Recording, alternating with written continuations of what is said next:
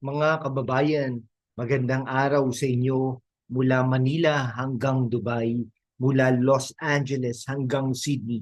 Alam nyo ba, kapag nagsagutan ang dalawang abogado na matalas ang dila, parang action movie sa korte ang dating. Ngayon, pag-usapan natin ang viral na sagutan ni na Attorney Rowena Guanzon at Attorney Princess Abante. Grabe mga kaibigan, sinupalpal ni Attorney Guanzon si Attorney Abante with her epic banat. Pero ano ba talaga ang nangyari? Bakit trending ito sa X? Stay tuned dahil sa susunod na ilang mga minuto, iaaral natin itong political drama with humor, kwento at solidong facts. Kung na-miss nyo, si Attorney Rowena Guanzon, ang paboritong tita ng hustisya, naglaban ulit ng talino kay Attorney Princess Abante, isang abogado na kilala sa kanyang bold na statements. Pero hindi ito basta chismis mga kababayan. This clash represents the bigger fight sa Philippine politics, power, prinsipyo at katotohanan mula Cebu hanggang Toronto, mula Riyadh hanggang Singapore. Ito ang kwentong dapat nating alamin. Let's dive into the drama and uncover the truth behind this sizzling sisig. Hindi pala, sizzling saga. um, Kung gusto nyong malaman ang buong chika, pindutin ang subscribe button ngayon. I-like, i-comment at i-share sa mga kaibigan nyo sa Hong Kong, Qatar o kahit saan pa. Suportahan kami with the super thanks please. Please ha, para mas marami pang ganitong content. Lalo na para sa ating mga OFW na gustong updated sa balitang Pinoy. Let's make this video pumutok sa YouTube at mga kababayan. Una, si Attorney Rowena Guanzon, parang tita na laging may hugot pero puno ng prinsipyo. Dating Comelec Commissioner, kilala siya sa tapang laban sa dayaan sa eleksyon. Isipin mo, babaeng hindi natakot kahit kanino, kahit malalaking politiko pa yan. Samantala si Attorney Princess Abante naman, bagong mukha sa legal na mundo pero may reputasyon na medyo mainit sa mata. May mga sumusuporta sa kanya bilang matapang na abogado, pero marami rin ang nagsasabing masyado siyang paepal. Pero teka, bigyan natin ng chance. Sabi nga, fair is fair, di ba? Bakit nga ba nagkakasagutan ang dalawang ito? Hindi lang ito personal na away. Si Gonzon ay simbolo ng veterano, matagal nang lumalaban para sa hustisya.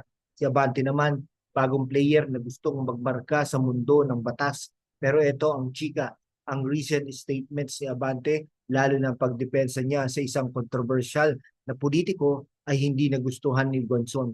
Resulta, boom! Isang linya mula kay Gonzon na nag-explain ka pa be. Grabe, no? Parang sampal na yan na narinig hanggang Davao, hanggang Dubai. Kung iisipin, parang teleseryo ito, di ba? Si Guanzon, yung bida na laging may matalas na banat, habang si Abante, yung bagong kontrabida na gustong sumikat. Pero seryoso mga kababayan, hindi lang ito chismis, tungkol ito sa prinsipyo, kapangyarihan, at sino ang magpapalaganap ng tamang kwento sa politika natin. Balikan natin ayon sa mga post sa X, pinuna ni Attorney Guanzon si Attorney Abante dahil sa kanyang pagdepensa sa isang politikong may daming issue. Ang linya ni Guanzon, nag-explain ka pa be. Savage. Sumagot si Abante, sinabing facts lang daw ang sinabi niya, pero parang hindi kinagat ng netizens. Nag-viral ang sagutan mula Makati hanggang Sydney, mula Iloilo hanggang Jeddah. Pero bakit big deal ito? Kasi hindi lang ito tungkol sa dalawang abogado, ito ay tungkol sa accountability sa politika ng Pilipinas. Sa isang banda, ang talas ng dila ni Guanzon, ang kanyang superpower, kilala siya sa pagtawag ng nonsense mula sa dayaan sa eleksyon hanggang sa mga politikong kurap. Ang mga supporter niya, lalo na ang mga OFW sa Dubai at Canada, ay nakikita siyang bayani ng katotohanan. Pero aminin natin, medyo mataray ang style niya. Kaya minsan nakaka-alienate siya. Sa kabilang banda, Sabi ng mga taga-suporta ni Abante, abogado lang siya na ginagawa ang trabaho niya. Pero ito ang problema, ang kanyang mga salita at koneksyon sa ilang politiko ay nagdudulot ng duda. Kahit sa Los Angeles o Hong Kong, maraming Pinoy ang nagsasabing pro-establishment siya na hindi maganda sa mata ng mga gustong-gusto ng pagbabago. Parang Pinoy big lawyer ito, mga kababayan. Si Gonzon, yung judge na laging may savage na comment, habang si Abante, yung contestant na gustong-gustong magpaliwanag, pero laging napapahiya. Pero seryoso, itong sagutan ay nagpapakita ng mas malaking issue. Sino ang tunay na boses ng hustisya? Ang veteranong si Gonzon o ang bagong dating na si Abante? Okay, plot twist ha, baka parehong may mali, pero kaya nga masarap panoorin ito. Zoom out tayo. Ang Gonzon Abante drama ay hindi lang tungkol sa banatan. Ito ay tungkol sa malalaking issue sa politika. Integridad ng eleksyon, legal na accountability, at ang papel ng mga abogado sa paghubog ng opinyon ng publiko. Si Gonzon bilang dating COMELEC commissioner ay lumaban para sa malinis na eleksyon. Algo nito para sa mga OFW sa Qatar, Japan at USA na nagpapadala ng remittances para suportahan ang ekonomiya. Si Abante naman, bagong henerasyon ng abogado, pero ang kanyang pagdepensa sa ilang politiko ay nagdudulot ng tanong, para ba talaga siya sa hustisya o para lang sa client niya? Romualdez, pag-uusapan natin ang batas sa eleksyon. Kalokohan ang sistema natin, sorry, pero totoo. Mula sa vote buying hanggang sa mga questionable na disqualification, ang daming butas. Si Gonzon ay vocal sa pag-ayos nito, habang si Abante ay hindi masyadong malinaw ang stand niya, kaya lalong tumitindi ang batikos sa kanya. Halimbawa, noong 2022 elections, kitang-kita na ang problema sa automated election system, at si Gonzon ang isa sa mga pinakamalakas ang boses para sa transparency. Si Abante, tahimik lang. Kaya naman maraming Pinoy sa Toronto at Sydney ang Team Gonzon. Tingnan natin ang mundo. Sa mga bansa tulad ng US at Canada, malaki ang papel ng mga abogado sa pagbabago ng pulisiya. Si Ruth Bader Ginsburg, halimbawa, ay nagbigay ng inspirasyon dahil sa kanyang tapang. Ganon din si Gonzon, hindi natatakot magsalita kahit magkagalit ang lahat. Si Abante naman, parang mas gusto ang visibility kaysa substance. Sabi ng iba, para sa mga OFW sa Hong Kong at Saudi Arabia, mahalaga ito dahil gusto nila ng leader na lumalaban para sa totoo, hindi para lang sumikat. Sabi ng isang netizen sa X, si Gonzon parang kape, mapait pero kailangan mo para magising. Si Abante parang instant coffee, mukhang kape pero kulang sa kick. Ay grabe, pero seryoso. Itong sagutan ay paalala na mahalaga ang salita sa politika. Kaya naman mga kababayan, buksan natin ang mata at isip. So, saan tayo pupunta?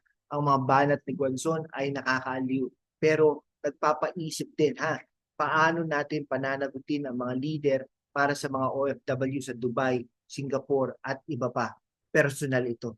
Sila ang nagtatrabaho ng mahaba sa abroad. Nagpapadala ng pera at umaasa sa gobyernong para sa kanila. Ang panawagan ni Gonzon para sa katotohanan ay malakas ang dating, habang ang estilo ni Abante ay parang business as usual, pangdepensa sa status quo. Pero wag tayong magmalaki. Sabi ng mga sumusuporta kay Abante, ginagawa niya lang daw ang trabaho bilang abogado. May point siya. Dapat depensahan ng abogado ang kliyente kahit kontrobersyal. Pero kapag ang kliyente mo ay salungat sa gusto ng publiko, expect the backlash. Si Gonzon naman, kailangang i-balance ang kanyang mataray na banat sa maasayos na usapan. Kung hindi, baka isipin ng iba na isa lang siyang maingay na boses. Isipin mo, isang OFW sa Abu Dhabi, 12 hours ang shift. Nanonood nito sa YouTube. Siya yung tipong gusto ng chismis pero gusto rin ng laman. Kaya kami nandito para bigyan ka ng pareho. Ang Gonzon Abante drama ay hindi lang sagutan, Ito'y paalaala ng kailangan mag-demand tayo ng mas maayos sa ating mga leader mula Manila hanggang Makati, mula Davao hanggang Dubai. Mga kababayan, tapusin na natin ang sagutan ni na Atty. Guanzon at Atty. Abante ay parang blockbuster, puno ng banat, drama at aral. Pero higit pa sa chismis, ito ay tungkol sa laban para sa katotohanan, accountability at mas magandang Pilipinas. Si Guanzon ay nagpapaalala sa atin maging mapanuri. Ha? Habang ang missteps ni Abante ay nagpapakita ng panganib ng pagkampi sa maling tao para sa mga OFW sa Los Angeles, Toronto, Sydney, Dubai at iba pa. Mahalaga ang boses nyo. Mahalaga ang boto nyo. Kayo ang nagpapagana ng ekonomiya, kaya demand kayo ng leader na para sa inyo. Walang iba kundi si VP Sara Duterte.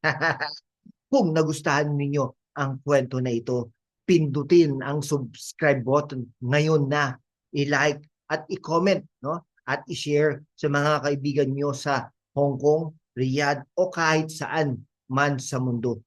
Magpadala rin ng super thanks please pag ikaw ay nakaitim na t-shirt, at kung ikaw ay may hawak na cellphone, magpadala ka na dyan ng super thanks please para mas marami pang ganitong content para sa ating mga kababayan dito sa Pilipinas at mga OFW sa iba't ibang mga bansa sa buong mundo na gustong updated sa politika. Let's make this video pumutok sa YouTube. Mag-comment kayo ha. Team Guanzon ba kayo o may point si Abante? Si Abante po ay anak ni dating Congressman Ben Abante na sinabi ni Vice President Sara Duterte na Dila King. No? Simulan na natin ang usapan. Mag-comment na. Hanggang sa muli mga kababayan. Mabuhay kayo. Mabuhay